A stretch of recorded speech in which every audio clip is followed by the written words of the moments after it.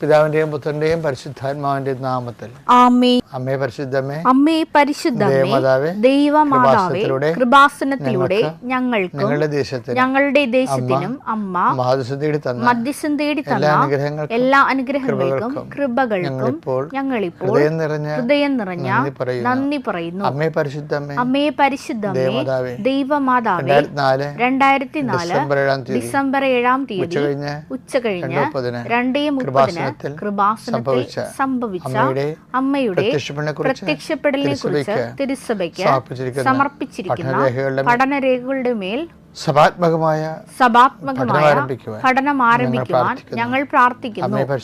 അമ്മേ പരിശുദ്ധമേ, ഭൂസ്വർലോകങ്ങളുടെ രാജ്ഞിയായ അങ്ങേയ്ക്ക് ഭൗമ സംരക്ഷണത്തിനായി പ്രപഞ്ച പ്രകൃതിയെ തന്നെ തിരുസഭ പ്രതിഷ്ഠിക്കുവാൻ ഈ പ്രത്യക്ഷീകരണം വഴി ഇടയാക്കണമേ. പരിശുദ്ധമേ, ജപമാല മാതാവേ, സകല കൃപാസനം പ്രാർത്ഥനകളോടും ചേർത്ത് ഞങ്ങളിപ്പോൾ പ്രാർത്ഥിക്കുന്ന ഈ കുടുംബത്തിന്റെ പ്രത്യേക നിയോഗം പറമക്കളെ.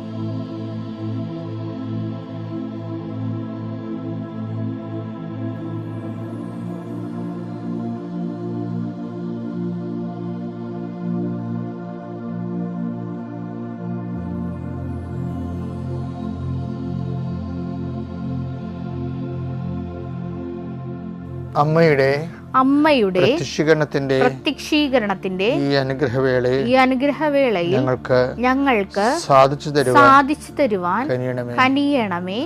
ആമേൻ. വിശ്വാസ പ്രമാണം. സർവശക്തനായ പിതാവും ആകാശത്തിന്റെയും ഭൂമിയുടെയും സൃഷ്ടാവുമായ ദൈവത്തിൽ ഞാൻ വിശ്വസിക്കുന്നു. അവിടുത്തെ ഏകപുത്രനും ഞങ്ങളുടെ കർത്താവുമായ ഈശോ മിശിഹായിലും ഞാൻ വിശ്വസിക്കുന്നു. ഈ പുത്രൻ പരിശുദ്ധാത്മാവിനാൽ ഗർഭസ്ഥനായി കന്യകാമറിയത്തിൽ നിന്ന് പിറന്ന് പൊന്തിയോസ് പീലാത്തോസിന്റെ കാലത്ത് പീഡകൾ സഹിച്ച് കുരിശിൽ തറയ്ക്കപ്പെട്ട് മരിച്ച് അടക്കപ്പെട്ട് പാതാളങ്ങളിൽ ഇറങ്ങി മരിച്ചവരുടെ ഇടയിൽ നിന്ന് 3-ാം നാൾ ഉയർത്ത് സ്വർഗത്തിലേക്ക് എഴുന്നള്ളി സർവശക്തിയുള്ള പിതാവായ ദൈവത്തിന്റെ വലതുഭാഗത്തിരിക്കുന്നു. അവിടെ നിന്ന് ജീവിക്കുന്നവരെയും മരിച്ചവരെയും വിധിക്കുവാൻ വരുമെന്നും ഞാൻ വിശ്വസിക്കുന്നു. പരിശുദ്ധാത്മാവിലും ഞാൻ വിശ്വസിക്കുന്നു. വിശുദ്ധ കത്തോലിക്കാ സഭയിലും പുണ്യവാന്മാരുടെ ഐക്യത്തിലും പാപങ്ങളുടെ മോചനത്തിലും ശരീരത്തിന്റെ ഉയർപ്പിലും നിത്യമായ ജീവിതത്തിലും ഞാൻ വിശ്വസിക്കുന്നു. ആമേൻ. സ്വർഗ്ഗസ്ഥനായ ഞങ്ങളുടെ പിതാവേ, അങ്ങയുടെ നാമം പൂജിതമാകണമേ. അങ്ങയുടെ രാജ്യം വരണമേ. അങ്ങയുടെ തിരുമനസ് സ്വർഗത്തിലെ പോലെ ഭൂമിയിലും ആകണമേ. അന്നു വേണ്ടുന്ന ആഹാരം ഇന്ന് ഞങ്ങൾക്ക് തരണമേ. ഞങ്ങളോട് തെറ്റ് ചെയ്യുന്നവരോട് ഞങ്ങൾ ക്ഷമിക്കുന്നത് പോലെ ഞങ്ങളുടെ തെറ്റുകൾ ഞങ്ങളോടും ക്ഷമിക്കണമേ. ഞങ്ങളെ പ്രലോഭനത്തിൽ ഉൾപ്പെടുത്തരുതേ, തിന്മയിൽ ഞങ്ങൾ രക്ഷിക്കണമേ. ആമേൻ. നന്മ നിറഞ്ഞ മറിയമേ, സ്വസ്തി. കർത്താവ് അങ്ങയുടെ കൂടെ സ്ത്രീകളിൽ അങ്ങ് അനുഗ്രഹിക്കപ്പെട്ടവളാകുന്നു. അങ്ങയുടെ ഉദരത്തിൻ ഫലമായി ഈശോ അനുഗ്രഹിക്കപ്പെട്ടവനാകുന്നു. പരിശുദ്ധ മറിയമേ, തമ്പുരാന്റെ അമ്മേ, പാപികളായ ഞങ്ങൾക്ക് വേണ്ടി ഇപ്പോഴും ഞങ്ങളുടെ മരണസമയത്തും തമ്പുരാനോട് അപേക്ഷിക്കണമേ. ആമേൻ. കർത്താവിന്റെ ഉന്നതമായ നാമത്തിന് സ്വസ്ഥം ചെയ്യുന്നു. കർത്താവിന്റെ വിശുദ്ധ പൗരോഹിത്യത്തെ മഹത്വപ്പെടുത്തണമേ. കർത്താവിൽ സഭയിലുള്ള സാന്നിധ്യം പ്രകടമാക്കണമേ. 19 വർഷം ഞാൻ അർപ്പിച്ച കുർബാനയുടെ യോഗ്യതയാണ്. കൃപാസ്ഥാനത്താര ജീവനോടെ പ്രത്യക്ഷപ്പെട്ട പരിശുദ്ധ അമ്മയുടെ മാധ്യസ്ഥത്തിലെ ഞാൻ മക്കളെ കർത്താവിൻ്റെ നാമത്തിൽ ആശീർവദിക്കുന്നു. കർത്താവേ, അന്നു വേണ്ട ആഹാരം ഇന്ന് ഞങ്ങൾക്ക് നൽകണമേ എന്ന് പ്രാർത്ഥിച്ചു. അവിടുന്ന് ഞങ്ങൾക്ക് ഈ ഡെയിലി ബ്രെഡ് കിട്ടുന്ന ഈശോയെ, ഇന്നത്തെ മക്കളുടെ ആവശ്യത്തിന് അങ്ങനെ പ്രത്യേക സാന്നിധ്യവും സംരക്ഷണവും നൽകണമെന്ന് പ്രാർത്ഥിക്കുന്നു. കർത്താവ്, ഇന്നത്തെ മക്കളുടെ ചിന്തകൾ, ഇന്ന് മക്കൾ പേടിക്കുന്ന വിഷയങ്ങൾ, സങ്കടപ്പെടുന്ന സാഹചര്യങ്ങൾ, ആലോചിക്കുന്ന വിഷമതകൾ എല്ലാം കർത്താവ് ഏറ്റെടുക്കണമെന്ന് പ്രാർത്ഥിക്കുന്നു.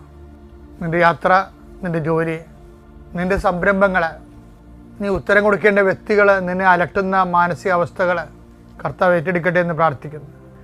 വഴക്കിട്ട് പോയി മക്കൾ വിളിക്കാത്ത മക്കൾ, ഫോൺ എടുക്കാത്ത മക്കൾ, സംസാരിക്കാത്ത വ്യക്തികൾ, അവിടെ എല്ലാം കർത്താവിന് സന്നിധിയിൽ സമർപ്പിച്ചതിനെ പ്രാർത്ഥിക്കുന്നു. കല്യാണങ്ങൾ വന്നും പോയിരിക്കുന്നു, പല പല കല്യാണം നടക്കുന്നില്ല. അതുകൊണ്ട് തന്നെ പല കാര്യങ്ങൾക്കും ഒത്തുചെയ്യ സമയമാകുമ്പോൾ പണമില്ലാത്ത അവസ്ഥ വരുന്നു.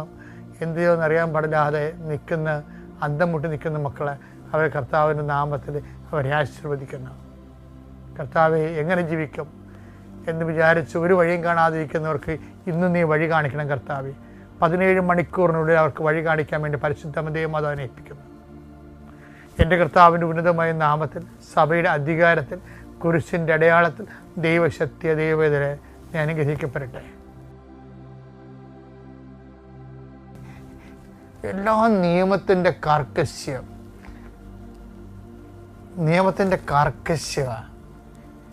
കഴിഞ്ഞ മാസം 5 മാസം മുമ്പ് നസ്രുള്ള ഇസ്രായേൽ സൈന്യം കൊന്നൊരു ദിവസം ഞാൻ ഇസ്രായേലിലുണ്ടായിരുന്നു. അപ്പം ഞാനിവിടെ 3-4 സ്ഥലത്ത് ധ്യാനിപ്പിച്ചു. ജെറുസലേം, അതുപോലെ തന്നെ ജോപ്പ, ടെല്ലവീവ്, കുറേ സ്ഥലത്ത് ധ്യാനിപ്പിച്ചു. അപ്പോൾ വെള്ളിയാഴ്ച വൈകുന്നേരം ആകുമ്പോൾ തന്നെ പിൻ ഡ്രോപ്പ് സൈലൻസ് ആണ്. ഇത് യുദ്ധം നടന്നാൽ എന്താ പോകാൻ അതെനിക്കറിയാം. ഇപ്പം ശനിയാഴ്ചയ്ക്ക് വേണ്ടിയുള്ള ഒരുക്കമാണ്. ആ ജനം ഇന്നും ആ സാമ്പത്തിക മോഡലാണ്. ഇപ്പം ഞാൻ അവിടുത്തെ അച്ഛനോട് തന്നെ സാമ്പത്തിൻ്റെ ഇത്രയും എന്ത് കടകമ്പളങ്ങളൊക്കെ വെള്ളിയാഴ്ച തന്നെ അടച്ചേക്കണേ വൈകുന്നേരം ആകുമ്പോൾ തന്നെ. ശനിയാഴ്ച തുറക്കണ പ്രശ്നമില്ല. അപ്പം ഞാൻ അവിടുത്തെ അച്ഛനോട് ചോദിച്ച്, ഇത് ഭയങ്കര സ്ട്രിക്റ്റ് ഒബ്സർവേഷൻ ആണല്ലോ എന്ന് പറഞ്ഞാൽ, ഒബ്സർവേഷൻ തന്നെയല്ല അച്ഛാ. ഇപ്പം ഒരു ആളിനെ രോഗം പിടിയോട്ട് കിടക്കുകയാണെങ്കിൽ നമ്മൾ അവരെ അടുത്ത മുറിയിലുള്ള ആളെ അറിയിക്കണമെങ്കിൽ കോളിംഗ് ബെൽ അടിക്കണ്ടേ? കോളിംഗ് ബെൽ അടിക്കുമ്പോൾ സാപത്തിൽ കോളിംഗ് ബെൽ അടിക്കണത് പറ്റാത്തത് കൊണ്ട് അതൊരു വർക്കല്ലേ. അതുകൊണ്ട് ഇവർ കോളിംഗ് ബെൽ അടിക്കത്തില്ല. ആളവിടെ കിടന്ന് ചത്തെന്ന് പറഞ്ഞാൽ ശരി, കോളിംഗ് ബെൽ കൈവൊക്കെ കോളിംഗ് ബെൽ അടിക്കണ പ്രശ്നമില്ല. അത്രയും ഇതായിട്ട് ഇന്ന് ഈ കാലത്ത് ഫോളോ ചെയ്യുന്നുണ്ട്. അത് കേട്ടോ എനിക്ക് അത്ഭുതപ്പെട്ടു പോയി ശരിക്കും പറഞ്ഞാൽ. അപ്പോൾ ഇതാണ് ഇപ്പോഴത്തെ അവസ്ഥ. ഇങ്ങനെ ഒരു സാബത്ത് ദിവസമാണ് ഈശോ വിളഞ്ഞു കിടന്നിരുന്ന വയലിലൂടെ ആ ശിഷ്യന്മാരോടൊത്ത് യാത്ര ചെയ്തത്. ഓക്കെ, ഇക്കാലങ്ങളിൽ പോലും കോളിംഗ് ബെൽ അടിക്കണ പോലും സാപത്ത് വിരുദ്ധമാണെന്ന് മനസ്സിലാക്കുന്നതിൽ ഇന്ത്യക്കാരെയും അല്ലെങ്കിൽ ഫിലിപ്പീൻസിനെ അവർ കൊണ്ടു നടത്തിയിട്ട് സാപത്ത് മുഴുവൻ അവിടെ ഉള്ള ഓട്ടം ആ വീട്ടിൽ അറിയിക്കണതും സംസാരിക്കണതും നടക്കണതും എല്ലാം അവർക്ക് വേണ്ടി നടക്കണതും ഫിലിപ്പീനികളും മലയാളികളുമാണ് ഈ ഇസ്രായേൽക്കാർക്ക് വേണ്ടി നടത്തുന്നത്. ഇപ്പോഴും പോലും ചിന്തിച്ച് നോക്കിയേ. അപ്പോൾ എന്ത് സ്ട്രിക്റ്റായിട്ടാണ് അവരെ ഫോളോ ചെയ്യണമെന്ന് നോക്കിയേ. അപ്പോൾ ഈ ഈശോൻ്റെ കാലഘട്ടത്തിൽ ഇതുപോലെ ഒരു സാപത്ത് ദിവസമാണ് വിളഞ്ഞു കിടക്കുന്ന വയലിലൂടെ അവർ വരുമ്പോൾ ശിഷ്യന്മാർ അവർ ഗോതമ്പുകൾ പറിച്ച് കയ്യിലിട്ട് തിരുമ്മി തിന്നാൻ തുടങ്ങി. ഞാൻ പറഞ്ഞു തരണത് ഈശോയുടെ കോൺട്രിബ്യൂഷൻ എന്താണെന്നാണ്. ഈ ഒരു സമൂഹത്തിൽ അപ്പോൾ നിയമജരും ഫരിസേയരും ഈ പ്രതികളെ കൈയോടെ പിടിച്ച് അപ്പോൾ അവരെ കർത്താവ് ജാമ്യത്തിലെടുക്കണം കണ്ടിട്ടില്ലേ? മത്തായി 12:1. അക്കാലത്ത് ഒരു സാബത്തിൽ യേശു ഗോതമ്പ് വയലിലൂടെ കടന്നു പോവുകയായിരുന്നു. അവന്റെ ശിഷ്യന്മാർക്ക് വിശന്നു. അവർ കതിരുകൾ പറിച്ചു തിന്നാൻ തുടങ്ങി. ഫരിസേയർ ഇത് കണ്ട് അവനോട് പറഞ്ഞു. ഫരിസേയർ എന്ന് പറയണത് ഈശോന്റെ കാലത്തുള്ള ഒരു ഇന്റർപ്രിട്ടേഷൻ ഓഫ് ലോയാണ്. അതായത് അവർ തോറ എന്ന് പറയുന്ന അവരുടെ 5 പുസ്തകങ്ങളിലെ ബൈബിളിലെ, അത് മാത്രമല്ല ആ തോറയുടെ റബിമാരുടെ കുറേ ലിറ്ററേച്ചറുണ്ട്, നിയമങ്ങളുണ്ട്, റബീനിക് ലോസ്. അതിൻ്റെ ഓറൽ ട്രഡീഷനാണത് ഒക്കെ പറഞ്ഞു വരണത്. അതെല്ലാം പാലിച്ച് സൂക്ഷ്മതയോടെ പാലിച്ച് ജീവിക്കുന്ന ഒരാളാണ്, കർക്കശമായിട്ടുള്ള റിജ. അവരുടെ വായിൽ ചെന്ന് വിട്ടു ഇവര്. അവർ കാരണം ഇത് ഈശോ പറഞ്ഞ വാക്ക് തന്നെ ഈശോക്ക് എന്താണ് ബദലായിട്ട് വരും. ഫലത്തിൽ നിന്ന് വൃക്ഷത്തെ അറിയാവുന്നില്ലേ, അത് തിരിച്ചു വരും. എന്താ കാര്യം? ഇവർ സാപത്ത് പോലും ലംഘിക്കണമെന്നുണ്ടെങ്കിൽ ഇവരുടെ ഇതാണ് ഫലം. അപ്പോസ്തലന്മാരാണല്ലോ ഈശോയുടെ ഫലം, ഈശോയിലെ മരം. അപ്പോൾ ആ ഒരു രീതിയിൽ ഈശോനെ ഇവർ ഗൺ പോയിന്റിലാക്കും. അപ്പോൾ ഈ ഗൺ പോയിന്റിൽ അവർ കുടുക്കി ഹുക്ക് ചെയ്ത് കളഞ്ഞേ. ഈ ഹുക്കിൽ ഇന്ന് കർത്താവ് ഇങ്ങനെ തന്ത്രപരമായിട്ട് രക്ഷപ്പെടുന്നതുണ്ട്. അതിൻ്റെ അത് വലിയ എന്താ രസം വെച്ചാൽ കർത്താവ് ഒരു ചോദ്യം അവരോട് ചോദിക്കും. 12:3 അവൻ പറഞ്ഞു വിശന്നപ്പോൾ ദാവീദും അനുചരന്മാരും എന്താണ് ചെയ്തതെന്ന് നിങ്ങൾ വായിച്ചിട്ടില്ലേ? അവൻ ദൈവഭവനത്തിൽ പ്രവേശിച്ച് പുരോഹിതന്മാർക്കല്ലാതെ തനിക്കോ സഹചരന്മാർക്കോ ഭക്ഷിക്കാൻ അനുവാദമില്ലാത്ത കാഴ്ചയപ്പം ഭക്ഷിച്ചതെങ്ങനെ?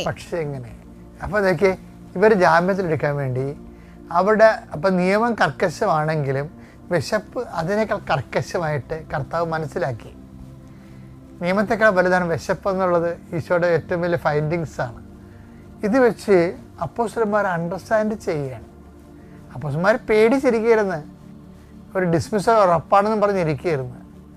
പക്ഷെ കർത്താവിൻ്റെ അനന്ത കാരുണ്യം, ഈ കാരുണ്യം തന്നെയാണ് ഈ അണ്ടർസ്റ്റാൻഡ്. കാരുണ്യമെന്ന് നമ്മൾ പറയും, പക്ഷെ അതല്ല, അത് ശരിക്കും പറഞ്ഞാൽ അണ്ടർസ്റ്റാൻഡിങ് ലവാണ്. അമ്മ മാതാവിനും തിരുക്കുമാരനും എൻ്റെ കോടാനുകോടി നന്ദി പറഞ്ഞുകൊണ്ട് എനിക്ക് ഈ സാക്ഷ്യം പറയാൻ എന്നെ അനുവദിച്ച ഈ അമ്മ മാതാവിന് ഞാൻ വീണ്ടും 1000 നന്ദി പറയുന്നു. എൻ്റെ പേര് ജമീല. ഞാൻ ജയ്പൂരിലാണ് ജോലി ചെയ്യുന്നത്. ഇവിടെ പത്തനംതിട്ട ജില്ലയിൽ കോന്നിയിൽ നിന്നാണ് ഞാൻ വരുന്നത്. എനിക്കുണ്ടായ അനുഭവം ഇവിടെ പറയാൻ ഞാൻ ആഗ്രഹിക്കുന്നത്, ഞാൻ ജയ്പൂരിൽ നിന്നും ഒരു അക്രൈസ്തവ കുടുംബത്തിൽപ്പെട്ടതാണ്. അവിടെ നേഴ്സിംഗായിട്ട് ജോലി ചെയ്യുന്നു. ജോലി ചെയ്തുകൊണ്ടിരിക്കുന്ന കൂട്ടത്തിൽ അവിടെ ഒരു വാക്സിനേഷൻ്റെ പ്രശ്നങ്ങളുണ്ടായി, ഒരു കേസുണ്ടായി. അത് എൻ്റെ പേരിലായിരുന്നു ആ കേസ് വന്നത്. അത് ഞാൻ അറിഞ്ഞു ചെയ്ത കേസുകളോ അല്ലെ എൻ്റെ പേരിൽ എനിക്ക് അറിഞ്ഞ് ചെയ്ത കാര്യങ്ങളോ തെറ്റുകളോ അല്ല അത് എനിക്ക് സംഭവിച്ചത്. കോവിഡിൻ്റെ വാക്സിനേഷൻ ചലിച്ച സമയത്ത് അത് കോവാക്സിൻ എന്നും കോവിഷീൽഡ് എന്നും പറഞ്ഞ് 2 വാക്സിൻ വന്നപ്പോൾ ഞാൻ അറിയാതെ മറ്റൊരു സ്റ്റാഫ് അത് 2 വാക്സിനും അവർ കൊടുത്തത് ശരിയായിട്ടാണ് കൊടുത്തത് എങ്കിലും അത് കൊടുത്തപ്പോൾ ആ ഇഞ്ചക്ഷൻ സ്വീകരിച്ച അവർ തെറ്റിദ്ധരിച്ച് അവർക്ക് തെറ്റായിട്ട് കൊടുത്തു എന്നുള്ളൊരു പ്രചരണമാണ് അവർ പറഞ്ഞുണ്ടാക്കിയത്. അങ്ങനെ അവരുകൊണ്ട് അത് കേസ് കൊടുക്കുകയും കേസ് നടക്കാൻ തുടങ്ങിയിട്ട് വർഷങ്ങൾ 3 ഇതേപ്പറ്റി എനിക്ക് യാതൊരു അറിവുമില്ലായിരുന്നു. 2024 ജൂലൈ 10 ആയപ്പോഴേ ഈ കേസിൻ്റെ ഫൈനൽ വിധിയാണെന്ന് പറഞ്ഞുകൊണ്ടാണ് എനിക്ക് അവിടുന്ന് സന്ദേശം കിട്ടിയത്. അതൊരു എൻ്റെ ഓഫീസിലുള്ളവർ എന്നെ വിളിക്കുകയും ഈ ഫൈനൽ വിധിക്ക് വേണ്ടി നീ സൈനിട്ട് കൊടുക്കണമെന്ന് പറഞ്ഞ് എന്നെ വിളിച്ചു. ഞാൻ ചെന്നു, ഞാൻ സൈനിട്ട് കൊടുത്തു. അതിനുശേഷം ഞാൻ വിചാരിച്ചു എന്താണിതിൽ എഴുതിയിരിക്കുന്നത് എന്നൊന്ന് വായിച്ച് നോക്കാം എന്ന് ഞാൻ വിചാരിച്ചു. ഞാനത് വായിച്ചപ്പോൾ എഴുതിയിരിക്കുന്നത് അത് ഒന്നിൽ അവർക്ക് 1 കോടി രൂപ കൊടുക്കണമെന്നും അതല്ല എന്നുണ്ടെങ്കിൽ ജീവപര്യന്തം തടവിൽ കിടക്കണമെന്നുള്ള ഫൈനൽ വിധിയാണ് അവരാ പറയാൻ വെച്ചിരിക്കുന്ന ഡേറ്റ് പറഞ്ഞത്. അപ്പോൾ അത് കേട്ടപ്പോൾ എനിക്ക് മനസ്സിൽ ഒരുപാട് വേദന വന്നു. കാരണം ഞാൻ അറിയാത്തതും എൻ്റെ കയ്യിൽ നിന്ന് വരാത്ത തെറ്റുമായിരുന്നു ആ ഒരു കേസെന്ന് പറയുന്നത്. അത് അവർ കേസ് പറയാൻ ഞാൻ പോയില്ല, പക്ഷെങ്കിൽ എന്നോടൊപ്പം മറ്റു ഡോക്ടർ ഉണ്ടായിരുന്നു. ഡോക്ടർ അവിടെ കേസ് പറയാൻ പോയി. അവിടെ ചെന്ന് അവർ കേസിൻ്റെ വിധിക്ക് പോയപ്പോൾ അവർ പറഞ്ഞു അവർ കേസ് കൊടുത്ത ആൾ അവിടെ വന്നിട്ടില്ലായിരുന്നു. വന്നിട്ടില്ലാതെ വന്നപ്പോൾ ആ കേസ് അന്ന് അവർ മാറ്റിവെച്ചു. അതിനുശേഷം പിന്നെയും അത് ഡേറ്റ് മാറ്റിയെന്ന് പറഞ്ഞപ്പോഴും എൻ്റെ മനസ്സിലാകെപ്പാടെ ടെൻഷനായി. ഞാൻ എൻ്റെ ഒരു മോനുണ്ടായിരുന്ന മോനോട് പോലും ഞാൻ ഈ കേസിൻ്റെ വിവരങ്ങളൊന്നും പറഞ്ഞില്ല, അവൻ ടെൻഷൻ അടിക്കണ്ടല്ലോ എന്ന് വിചാരിച്ച്. അപ്പോൾ എനിക്ക് രാത്രിയിൽ ഉറക്കമില്ല, ഒന്നുമില്ല. എൻ്റെ മനസ്സിൽ ഞാൻ അറിയാത്ത തെറ്റിന് വേണ്ടിയാണല്ലോ ഞാൻ ഈ ശിക്ഷ അനുഭവിക്കേണ്ടത് എന്നുള്ള ഒരു ടെൻഷൻ എൻ്റെ മനസ്സിലാകെപ്പാടെ കടന്നുകൂടി. അപ്പോൾ ഞാനിങ്ങനെ ഈ മാതാവിൻ്റെ പത്രങ്ങൾ വായിക്കുകയും മാതാവിനെ പറ്റിയുള്ള കാര്യങ്ങളൊക്കെ എനിക്കറിയുകയും ചെയ്യാമായിരുന്നു. അത് കാരണം ഞാൻ അപ്പോൾ കരഞ്ഞ് പ്രാർത്ഥിച്ചു, മാതാവേ ഇത് എന്നിൽ നിന്ന് അറിഞ്ഞോ ഉള്ള തെറ്റുകളോ എന്നിൽ നിന്ന് സംഭവിച്ചതോ തെറ്റുകളോ അല്ല, പക്ഷേ എന്നെ ഇതിൽ നിന്നും വിടുതൽ തരണേ എന്ന് മാതാവിനോട് ഞാൻ അപേക്ഷിച്ചു. ഉടമ്പടി അത് കഴിഞ്ഞപ്പോൾ ഞാൻ വന്നു ഉടമ്പടി എടുക്കുകയും ഒക്കെയും ചെയ്തു. അപ്പോൾ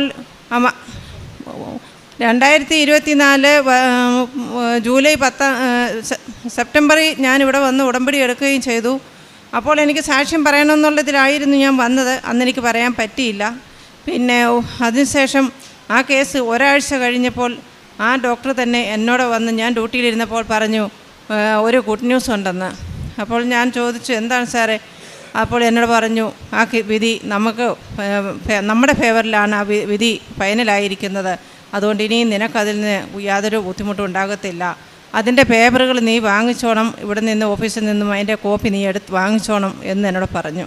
അപ്പോൾ ഞാൻ മാതാവിനോട് ഒരുപാട് നന്ദി, കോടാനുകോടി നന്ദി ഞാൻ അർപ്പിച്ചു. മാതാവേ, എന്നിൽ നിന്നുണ്ടായ തെറ്റല്ലാത്തതുകൊണ്ട് എന്നെ മാതാവ് അതിൽ നിന്ന് രക്ഷപ്പെടുത്തിയല്ലോ എന്ന് ഞാൻ മാതാവിന് നന്ദി പറഞ്ഞു. അതിനുശേഷം വേറൊരു വിഷയം എനിക്കുണ്ടായെന്ന് പറഞ്ഞാൽ, ഒരു അനുഗ്രഹം കിട്ടിയതെന്ന് വെച്ചാൽ 10 വർഷക്കാലം കൊണ്ട് ഞാൻ ആ ജയ്പൂർ എന്ന് പറയുന്ന നാട്ടിൽ കുറച്ച് സ്ഥലം വാങ്ങിക്കാനായി ഒരു മലയാളി മനുഷ്യനാണ്, അയാൾക്ക് ഞാൻ കുറേ കാശുകൾ കൊടുത്തു വെച്ചിരുന്നു. അയാൾ ആ കാശ് വാങ്ങിച്ച് 10 വർഷമായിട്ടും അത് എഴുതി എൻ്റെ പേര് തരാൻ അയാൾ ഒരിക്കലും താല്പര്യപ്പെട്ടിരുന്നില്ല. അങ്ങനെ ഇരിക്കെ കഴിഞ്ഞ 1 വർഷക്കാലം കൊണ്ട് നിരന്തരം ഞാൻ അയാളെ വിളിക്കുകയും എനിക്കത് എഴുതി തരണമെന്നും പറഞ്ഞ് ഞാൻ പറയുകയും ചെയ്തു. അപ്പോഴെല്ലാം ആ മനുഷ്യൻ ഓരോ ദിവസങ്ങളും ഓരോ ഒഴിവുതിരിവുകൾ പറഞ്ഞ് തള്ളി നീക്കുകയാണ് ചെയ്തിട്ടുണ്ടായിരുന്നത്. ഈ കഴിഞ്ഞ ആഗസ്റ്റ് മാസം 12-ാം തീയതി അന്ന് ജോസഫ് അച്ഛൻ്റെ ഒരു പ്രാർത്ഥനയിൽ അച്ഛൻ അത് പറയുന്നുണ്ടായിരുന്നു. ഉടമ്പടി ധ്യാനത്തിൽ അച്ഛനത് പറയുന്നുണ്ടായിരുന്നു. ഒരു കുറേ നാൾ കൊണ്ട് നടക്കാതെ ഇരിക്കുന്ന ഒരു കാര്യങ്ങൾ 44 ദിവസത്തിനകം സാധിച്ചു കിട്ടുമെന്ന് അച്ഛൻ ഇങ്ങനെ പറയുന്നുണ്ടായിരുന്നു. ഞാൻ അപ്പോഴും മാതാവിനോട് കൈ കൂപ്പി ഞാൻ പ്രാർത്ഥിച്ചു, മാതാവേ, ആ അച്ഛൻ പറയുന്ന കാര്യങ്ങൾ അത് എൻ്റെ കാര്യം നടന്നു കിട്ടണമേ എന്ന് ഞാൻ പ്രാർത്ഥിച്ചു. ആ പ്രാർത്ഥനയുടെ ഫലമായിട്ട് സെപ്റ്റംബർ 12-ാം തീയതി അന്ന് അച്ഛൻ പറഞ്ഞിട്ട് 1 മാസമായതേ ഉള്ളൂ. ആ സെപ്റ്റംബർ 12-ാം തീയതി അന്ന് ആ വസ്തുവിൻ്റെ രജിസ്ട്രേഷൻ അയാൾ എനിക്ക് ചെയ്തു തരുകയും അതെനിക്ക് എൻ്റെ പേരിലാക്കി കിട്ടുകയും ചെയ്തു. അതിന് അമ്മയോടും മാതാവിനോടും ജോസഫച്ചനോടും കോടാനുകോടി നന്ദി ഞാൻ അർപ്പിക്കുന്നു. നേർച്ച വസ്തുക്കൾ ഉപയോഗിച്ച് എനിക്ക് ജോലി ചെയ്യുമ്പോൾ എനിക്ക് നിന്നുകൊണ്ട് ജോലി ചെയ്യാൻ ഒരുപാട് ബുദ്ധിമുട്ടുകളുണ്ടായിരുന്നു. വേദന കാരണം, എനിക്ക് നടുവിൻ്റെ വേദനയും ഒക്കെ കാരണം എനിക്ക് നിന്ന് ജോലി ചെയ്യാൻ പറ്റത്തില്ലായിരുന്നു. അത് ഞാൻ തൈലം ഉപയോഗിച്ചും ഉപ്പിൻ ഉപയോഗിച്ചും തേൻ ഉപയോഗിച്ചും അതിൻ്റെ എല്ലാം ഇതുമില്ലാൽ എനിക്ക് എൻ്റെ വേദനകളെ കുറഞ്ഞു കിട്ടി. പിന്നെ അതിനുശേഷം ചെറിയ കാര്യങ്ങളൊക്കെയും എനിക്ക് ഒരുപാട് കാര്യങ്ങൾ എനിക്ക് മാതാവ് സാധിച്ചു തന്നിട്ടുണ്ട്. അതൊക്കെയും ഞാൻ ഉൾപ്പെടുത്തി പറയണമെങ്കിൽ ഒരുപാട് സമയങ്ങളെടുക്കും. അതുകൊണ്ട് എൻ്റെ മകൻ്റെ കാര്യത്തിലാണെങ്കിലും, ഇപ്പം മകൻ എൻ്റെ കൂടെ ഇല്ല എങ്കിലും അവൻ്റെ കാര്യത്തിലാണെങ്കിലും, അവൻ്റെ പഠിത്ത കാര്യത്തിലും അവൻ ഒത്തിരി പുറകിലോട്ടായിരുന്നു. അവന് കഴിഞ്ഞ പരീക്ഷകൾ എഴുതിയ സമയത്തും അവൻ ഒന്നും പഠിക്കാതെ പരീക്ഷ എഴുതാൻ പോയി. അപ്പോഴും ഞാൻ മാതാവിനോട് പ്രാർത്ഥിച്ചു, മാതാവേ, എൻ്റെ മോന് പഠിക്കാനൊന്നും സമയമില്ലായിരുന്നു, അവൻ പഠിച്ചില്ല, അവൻ എക്സാം എഴുതുന്നു, അവന് ആ പരീക്ഷയിൽ നല്ല മാർക്കോടെ അവനെ പാസ്സാക്കിപ്പിക്കണേ എന്ന് ഞാൻ മാതാവിനോട് പറഞ്ഞു. അവന് റിസൾട്ട് വന്നപ്പോൾ അവന് 75% മാർക്കോടെ അവന് വിജയം കിട്ടി. അതിലും അമ്മ മാതാവിനോട് ഞാൻ കോടാനുകോടി നന്ദി അർപ്പിക്കുന്നു. അമ്മ മാതാവ് നൽകി തന്ന ഒരുപാട് അനുഗ്രഹങ്ങൾ വേറെയും ഉണ്ട്. കാരുണ്യ പ്രവൃത്തിയായി എനിക്ക് എന്നാൽ കഴിയുന്ന കാര്യങ്ങൾ എല്ലാം പാവപ്പെട്ടവർക്കും രോഗാവസ്ഥയിൽ കഴിയുന്നവരെ ഞാൻ പോയി കാണുകയും അവർക്ക് വേണ്ടത് ചെയ്തു കൊടുക്കാവുന്ന സഹായങ്ങളൊക്കെയും എന്നാൽ കഴിയുന്ന സഹായങ്ങളെല്ലാം ഞാൻ അവർക്ക് ചെയ്തു കൊടുക്കാനുണ്ട്. അതുപോലെ എൻ്റെ സിസ്റ്ററിൻ്റെ കൂടെ ജോലി ചെയ്തിരുന്ന ഒരു സിസ്റ്റർ ഇതുപോലെ CVA അറസ്റ്റായിട്ട് പുള്ളിക്കാരി കോമയിലായി. ആ കോമയിലായിരുന്ന സമയത്തിൽ ഞാൻ ഹോസ്പിറ്റലിൽ ചെന്ന് ആ പുള്ളിക്കാരിയെ കാണുകയും ഈ മാതാവിൻ്റെ തൈലം കൊണ്ട് അവർക്ക് കുരിശ് വരച്ച് കൊടുക്കുകയും ഉപ്പ് കൊണ്ട് അവർക്ക് അത് കഴിക്കാൻ കൊടുത്തു. അത് കഴിഞ്ഞപ്പോൾ അന്ന് ഞാൻ തിരിച്ചു വന്ന് രാത്രി ഞാൻ അവരെ ഫോൺ വിളിക്കുമ്പോൾ അവരെ മകൻ പറയുന്നു, എൻ്റെ മമ്മി കണ്ണ് തുറന്നു എന്ന്. അത് കേട്ട് ആ അമ്മ മോക്കും അവരുടെ മോൾക്കും ഒരുപാട് സന്തോഷമായി, അമ്മയ്ക്ക് ഇങ്ങനൊരു അനുഗ്രഹം കിട്ടിയതെന്ന്. ഇപ്പോൾ അതിനുശേഷം ഞാൻ പല പ്രാവശ്യം അവരുടെ വീട്ടിൽ ചെന്നും പ്രേക്ഷിത പ്രവർത്തനമായിട്ട് എന്നോട് ജോലി ചെയ്യുന്ന എല്ലാവരോടും ഞാൻ മാതാവിനെപ്പറ്റി ഇവിടുത്തെ അനുഗ്രഹത്തെപ്പറ്റി എല്ലാം ഞാൻ പറയും. ഇപ്പോൾ എൻ്റെ കൂടെ ഇവരെ 2 പേരെ ഞാൻ അവിടെ നിന്ന് കൊണ്ടുവന്നു. അവർക്കും ഇവിടെ വന്ന് ഉടമ്പടി എടുക്കാനും സാധിച്ചു. അതിനുശേഷം 2 മാസം മുമ്പ് എന്നോടൊപ്പം ജോലി ചെയ്തിരുന്ന ഒരു സ്റ്റാഫ് ഇവിടെ വന്ന് ഉടമ്പടി എടുത്തിട്ട് പോയി. അച്ഛൻ്റെ ധ്യാനം കൂടുമ്പോൾ എല്ലാ ദിവസവും ഞാൻ ധ്യാനങ്ങൾ കൂടാറുണ്ട്, സാക്ഷ്യങ്ങളെല്ലാം കേൾക്കാറുണ്ട്. പിന്നെ രാവിലത്തെ പ്രാർത്ഥന ഞാൻ നിരന്തരം ചെയ്യാറുണ്ട്. വൈകിട്ടത്തെ പ്രാർത്ഥനയെന്ന് വെച്ചാൽ ഞാൻ ജോലി ചെയ്യുന്ന കാരണം എനിക്ക് സന്ധ്യസമയത്തെ കറക്റ്റ് സമയത്തിന് ചെയ്യാൻ പറ്റത്തില്ല. എങ്കിൽ തന്നെയും ഞാൻ വീട്ടിൽ വന്നതിന് ശേഷം ഞാൻ ഇരുന്ന് മാതാവിനോടുള്ള ആ പ്രാർത്ഥന ഞാൻ നിരന്തരം പ്രാർത്ഥിക്കുകയും അങ്ങനെയുള്ള കാര്യങ്ങളെല്ലാം സമയാസമയം ഞാൻ ചെയ്യാറുണ്ട്. ഇപ്പോഴും എനിക്ക് പ്രേക്ഷിത പ്രവർത്തനമായും കാരുണ്യപ്രവർത്തനമായും ഒരുപാട് കാര്യങ്ങൾ ചെയ്യണമെന്ന് നല്ല ആഗ്രഹമുണ്ട്. ഇനി ഞാൻ ചെയ്യുകയും ചെയ്യും. എൻ്റെ ആഗ്രഹം ഈ മാതാവിൻ്റെ പ്രത്യക്ഷത്തിന് സാക്ഷിയായി തന്നെ മുന്നോട്ട് പോകണമെന്നാണ് എൻ്റെ ഇപ്പോഴത്തെ ആഗ്രഹങ്ങളൊക്കെയും. അതിന് അമ്മ മാതാവ് എനിക്ക് അനുഗ്രഹങ്ങൾ തന്ന് എന്നെ അനുഗ്രഹിക്കട്ടെ എന്ന് ഞാൻ മാതാവിനോട് കോടാനുകോടി നന്ദി അർപ്പിച്ചുകൊണ്ട് എൻ്റെ വാക്കുകൾ ഞാനിവിടെ ചുരുക്കുന്നു. അച്ഛനും അമ്മ മാതാവിനും കോടാനുകോടി നന്ദി. സങ്കീർത്തനങ്ങൾ 138, 7-8 തിരുവചനങ്ങൾ. കഷ്ടതകളിലൂടെ കടന്നു പോകുന്നെങ്കിലും എൻ്റെ ജീവനെ അവിടുന്ന് പരിപാലിക്കുന്നു. എൻ്റെ ശത്രുക്കളുടെ ക്രോധത്തിനെതിരെ അവിടുന്ന് കരം നീട്ടും. അവിടുത്തെ വലതുകരം എന്നെ രക്ഷിക്കും. എന്നെക്കുറിച്ചുള്ള തൻ്റെ നിശ്ചയം കർത്താവ് നിറവേറ്റും. കർത്താവെ, അവിടുത്തെ കാരുണ്യം അനന്തമാണ്. അങ്ങയുടെ സൃഷ്ടിയെ ഉപേക്ഷിക്കരുതേ. ജമീല ബീവി എന്ന ഈ സഹോദരി തൻ്റെ ഉടമ്പടി ജീവിതത്തിൽ ലഭിച്ച ഗൗരവമുള്ള മരിയൻ അനുഭവങ്ങളെയും ദൈവാനുഗ്രഹങ്ങളെയും ഈ സാക്ഷ്യത്തിൽ പങ്കുവയ്ക്കുകയാണ്. സഹോദരി പറയുന്നുണ്ട്, ആദ്യം കോടതിയിൽ ചെല്ലുമ്പോൾ മറുകക്ഷി വരാത്തത് കൊണ്ട് തിരികെ വിട്ടു. പിന്നീട് കോടതിയിൽ പോകേണ്ട ഒരു ആവശ്യം പോലും ഉണ്ടായില്ല. അത് കോടതിയിൽ നിന്ന് സന്തോഷ വാർത്തയാണ് ലഭിച്ചത്. ഈ സഹോദരിക്ക് അനുകൂലമായി വിധിയുണ്ടാവുകയും വലിയ അപകടത്തിലേക്കെന്ന് കരുതിയ ജീവിത വിഷയത്തെ അമ്മ മാതാവ് നിസ്സാരമായി എല്ലാ ഭാരവും എടുത്തു മാറ്റി ജീവിതത്തെ ശുഭകരമാക്കിക്കൊണ്ട് പ്രശ്നങ്ങൾ പരിഹരിച്ച് നൽകിയതിനെയാണ് ആദ്യം സാക്ഷ്യപ്പെടുത്തിയത്. രണ്ടാമത്തത് സഹോദരി സൂചിപ്പിച്ചത് ഇത്തിരി സ്ഥലം വാങ്ങുവാനുള്ള പരിശ്രമമാണ്. ഏറെ നാളായി അതിങ്ങനെ നീണ്ടു പോകുന്നു. ലഭിക്കുമെന്ന് കരുതുമ്പോൾ അത് തട്ടിക്കളിക്കുന്നത് പോലെ അനുവദിക്കാതെ, സ്ഥലം കൊടുക്കാതെയും അതിൻ്റെ കരാറുകൾ എഴുതാതെയും വലിയ ക്ലേശത്തിലൂടെ പോയ കാര്യമാണ് സഹോദരി സൂചിപ്പിക്കുന്നത്. അതും അമ്മ മാതാവിന് തിരുനടയിൽ വെച്ച് നിയോഗം സമർപ്പിച്ച് പ്രാർത്ഥിക്കുന്നു. ഓഗസ്റ്റ് മാസത്തെ ഉടമ്പടി ധ്യാനത്തിൽ അച്ഛൻ ഒരു ദർശനം എല്ലാവർക്കുമായി പറയുന്നുണ്ടായിരുന്നു. ഏറെ നാളുകളായി പ്രാർത്ഥിക്കുന്ന നിയോഗം, അത് ലഭിക്കുമെന്ന് കരുതിയിട്ടും ലഭിക്കാതെ നഷ്ടപ്പെട്ടു പോകുന്നത്, എത്ര പരിശ്രമിച്ചിട്ടും ഇനി നടക്കില്ല എന്ന് കരുതുന്ന വിഷയങ്ങൾ അമ്മയുടെ കരങ്ങളിലേക്ക് സമർപ്പിക്കുക. 44 ദിവസത്തിനുള്ളിൽ അമ്മ അത് ഏറ്റെടുത്ത് അനുഗ്രഹിക്കുന്നുവെന്ന് സന്ദേശമുണ്ടെന്ന്. ഈ സന്ദേശത്തിന് ഈ ദിവസങ്ങളിലൊക്കെയും ഒത്തിരി മക്കൾ വന്ന് ഈ അൾത്താരയിൽ സാക്ഷ്യം പറയുന്നുണ്ട്.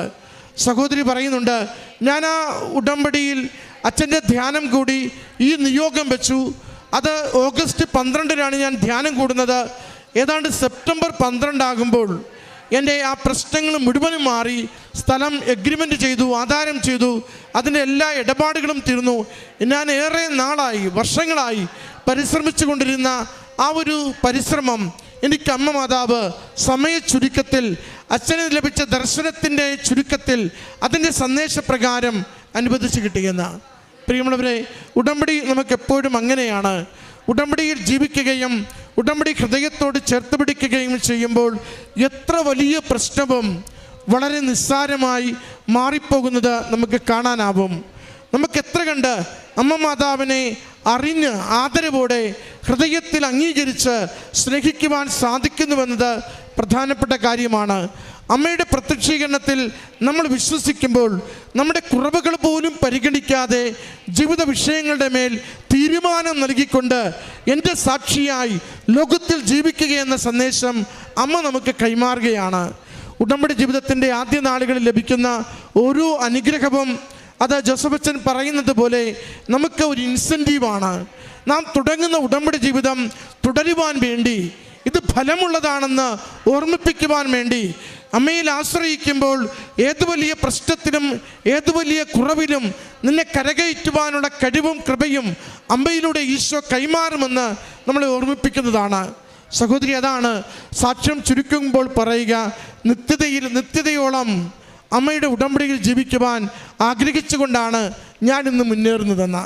പ്രിയമുള്ളവരെ, ഉടമ്പടി നമുക്ക് സന്തോഷത്തോടെ സ്നേഹത്തോടു കൂടി ജീവിക്കുവാൻ പരിശ്രമിക്കാം.